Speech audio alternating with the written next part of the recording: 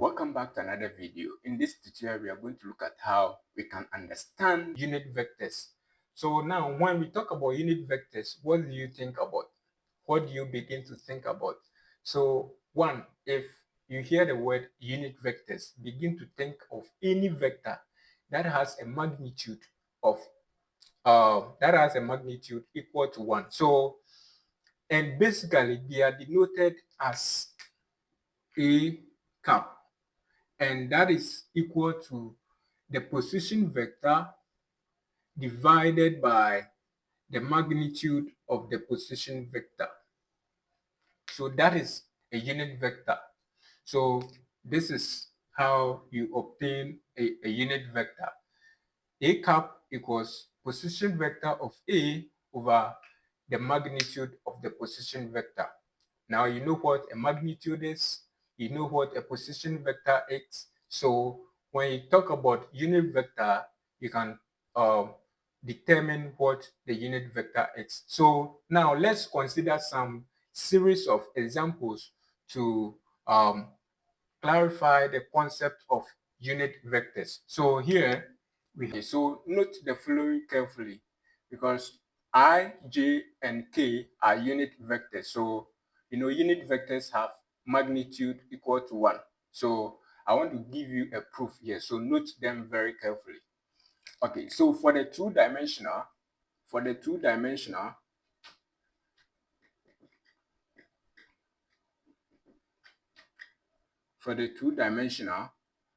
I is equal to 1 and 0. That is the two-dimensional, meaning the x coordinate is 1 and the y coordinate is 0. So when you find the magnitude of this, then you're going to have 1 squared plus 0 squared, and that is equal to root of 1, basically giving you 1. Okay, so look at some trend. J will be equal to 0 and 1. So finding the magnitude of J, you have square root of 0 plus 1 squared, and that is equal to 1 square root of 1. That is basically 1. So that is for the two-dimensional. Let's check out the three-dimensional. So for the three-dimensional,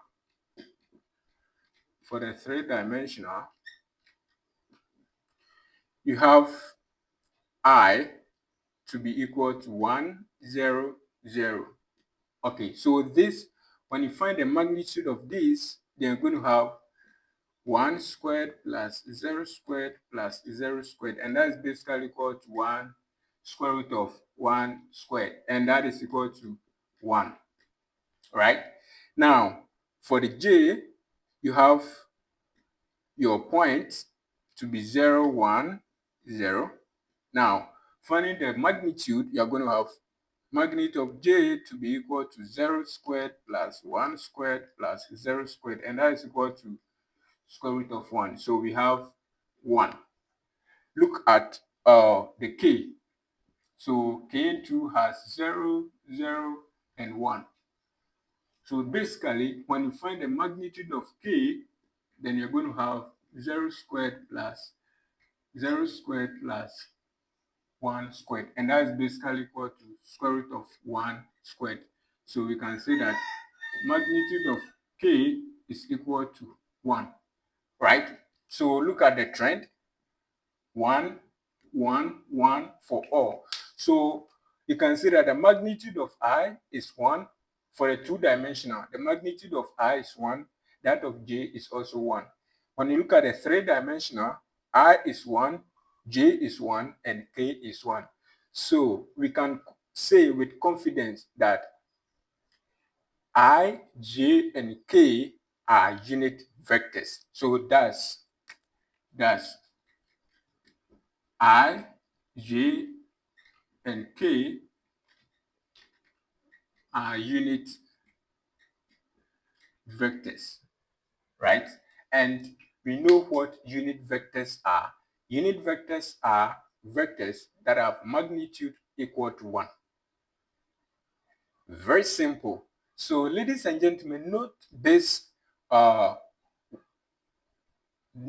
ones very carefully, and it's going to help you in your workers. So whenever you want to find something and you have, let's say, 2I plus 2j, you don't go and be wasting your time doing something. You know that I is 1, j is 1. So go straight forward. Then you have 4 plus 2 squared, and that is equal to square root of 8. So you know that I, j, and k, they are unit vectors. So when you find the magnitude of each, you're supposed to get 1. Now let's consider these examples and find their unit vectors. So the unit vector for A, which is A of 3 and 4, note that unit vector is A cap equals position vector of A over magnitude of A, right? So you need to know your position vector for this point, and then you need to know the magnitude of this position vector you will obtain it. Now, so our position vector for A will be equal to 3I plus 4j. Okay, so once we know this, that means we have to obtain the magnitude of that. So the magnitude of this position vector becomes 3 squared plus 4 squared, and that is basically equal to square root of 9 plus 16, and that is equal to square root of 25, and that is equal to 5. So the magnitude of A is 5, and the position vectors are 3I plus 4j. So the unit vector now becomes, A cap equals, the position vector of A is 3I plus 4j, all over the magnitude of the position vectors. So that is 5. So now we can say that the position vector is 3 over 5I plus 4 over 5j. So this becomes the position, this becomes the unit vector for the point A, 3 and 4. Okay, let's find the position vector for the point 1, 2, and 4. Okay, so once we have this, it means we need to find the position vector. So you know how to find position vector for this three-dimensional. So it's going to be, this is going to be I plus 2j plus 4k. So this here, we are going to have finding its magnitude or length or modulus. We are going to have modulus of b, modulus of the position vectors b will be equal to square root of 1 squared plus 2 squared plus 4 squared, and that is equal to 1 plus 4 plus 16, and that is equal to 5 plus 16, that is equal to 21. So we have the magnitude of b to be 21. So we have to now find the unit vector. Okay.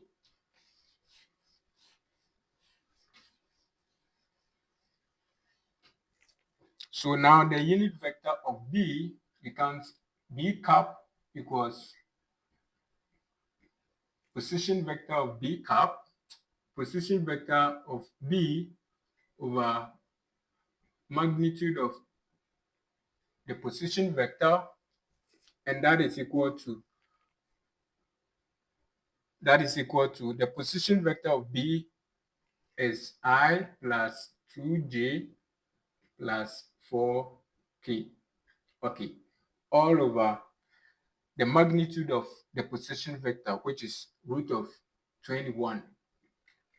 Okay, so we can say that the unit vector of b is equal to I, which is going to be 1 over square root of 21 I plus 2 over square root of 21 j plus 4 over square root of 21 k. So this becomes the unit vector for this point b of 1, 2, and 4. So the position vector, if x is a unit vector, okay, now we want to find the magnitude of vector y such that y squared minus s squared is equal to 8. Now it has been given in a preamble form. So here we have y squared minus s squared equals 8.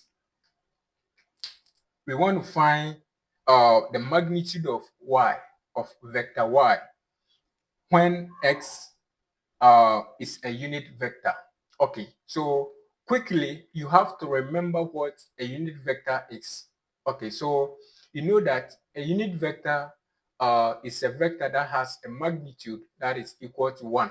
Okay, so once they mention that x is a unit vector, then we'd associate that to the x, that x is equal to 1. So here, but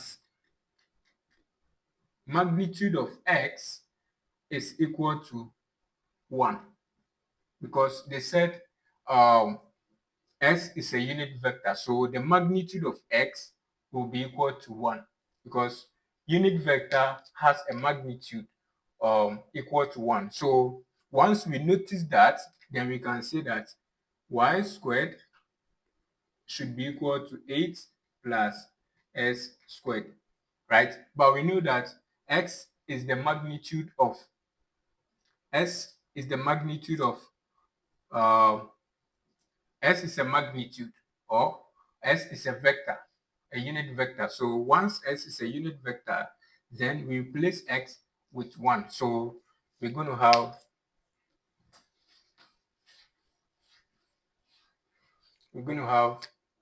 y squared equals 8 plus 1 squared. So we have y squared equals 9. Once we have this, meaning that we can take square root on both sides, right? And we have y equals 3. So the reason why we didn't take plus or minus here means that we are talking about vector. And you know that a vector is any quantity that has magnitude and direction.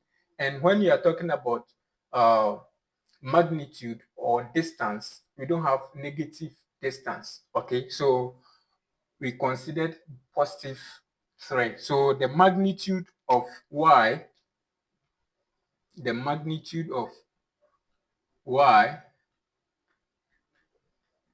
is equal to 3.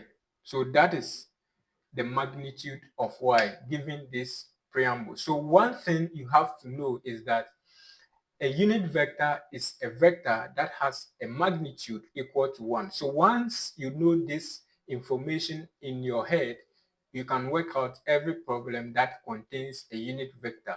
Then you have to know the formula as well. So the formula is a unit vector is equal to a unit vector normally denoted as a cap.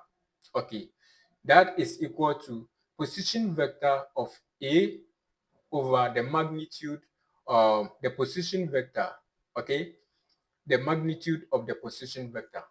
So basically, that is how you treat a position vector and unit vectors. So in this video, we have learned what vectors are, we have learned what position vectors are, we have learned what unit vectors are.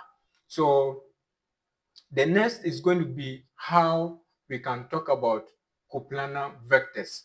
Coplanar vectors. So don't forget your unit vector, your position vector, and your vector itself. Now we are, ladies and gentlemen, I really appreciate your time. Don't forget to subscribe, share with your mates, and I'm going to give you more updates. Bye-bye.